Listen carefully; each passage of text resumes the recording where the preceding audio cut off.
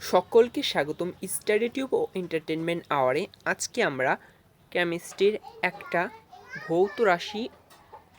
ভৌত পরিবর্তন ও রাসায়নিক পরিবর্তনের পার্থক্য সম্পর্কে জানব। তোমাদের দেখবে রসায়নের ভৌত পরিবর্তন এবং রাসায়নিক পরিবর্তনের পার্থক্য নিয়ে খ নম্বরে বা একটা বেসিক ক্লিয়ারের জন্য এই একটা ভিডিও আমার মনে হয় যথেষ্ট। তোমরা যারা ভৌত এবং রাসায়নিক পরিবর্তনের পার্থক্য জানো না তাদের জন্য। সো দেখতেই পারছো যে এখানে ভৌত এবং রাসায়নিক পরিবর্তন বা ভৌত ও রাসায়নিক পরিবর্তনের পার্থক্য লেখা আছে। সো প্রথমত ভৌত পরিবর্তন, কোনো নতুন ধরনের বস্তু সৃষ্টি হয় না। আর রাসায়নিক পরিবর্তনে সম্পূর্ণ কি হয়, নতুন ধরনের এক বা একাধিক বস্তু সৃষ্টি হয়। এরপরে বস্তুর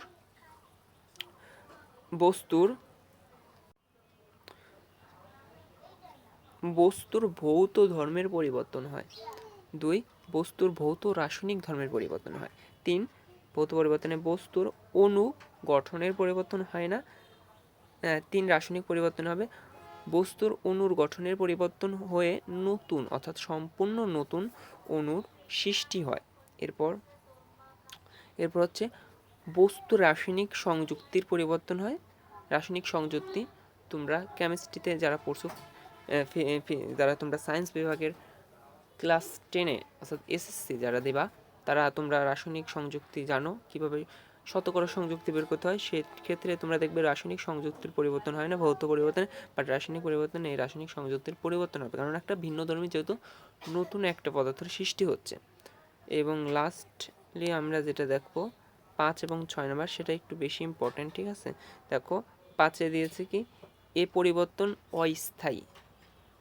অস্থায়ী মানে একদম স্থায়ী না।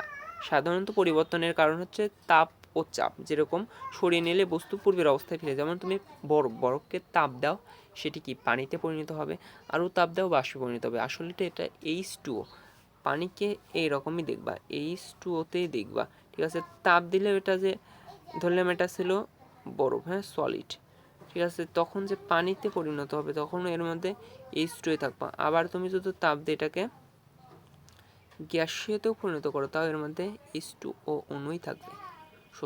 শতকরা সংযুক্তির কোনো পরিবর্তন হচ্ছে না। বাট রাসায়নিক পরিবর্তনে দেখা যাবে কি, এ পরিবর্তন স্থায়ী হবে।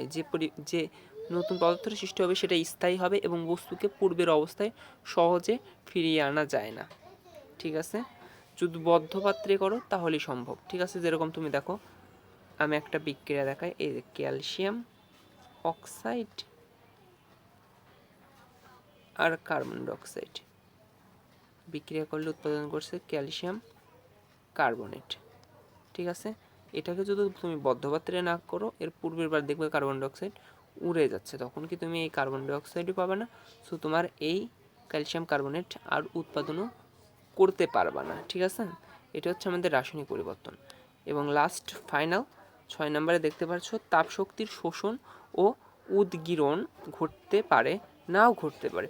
বাট রাসায়নিক পরিবর্তনে অবশ্যই তাপশক্তি শোষণ হবে বা উৎপাদন হবে। উদ্গীরণ মানে তাপ শোষিত হবে বা তাপ উৎপাদন হবে, অবশ্যই ঘটবে এটা। হ্যাঁ, সো আজকের ভিডিওটা এই পর্যন্তই। যদি তোমাদের এই ভৌত পরিবর্তন এবং রাসায়নিক পরিবর্তনের পার্থক্যটা ভালো লেগে থাকে, অবশ্যই লাইক করে দাও। এবং আমাদের চ্যানেলটা যদি এখনও সাবস্ক্রাইব না করা থাকে, অবশ্যই সাবস্ক্রাইব করো, লাইক শেয়ার কমেন্ট করো।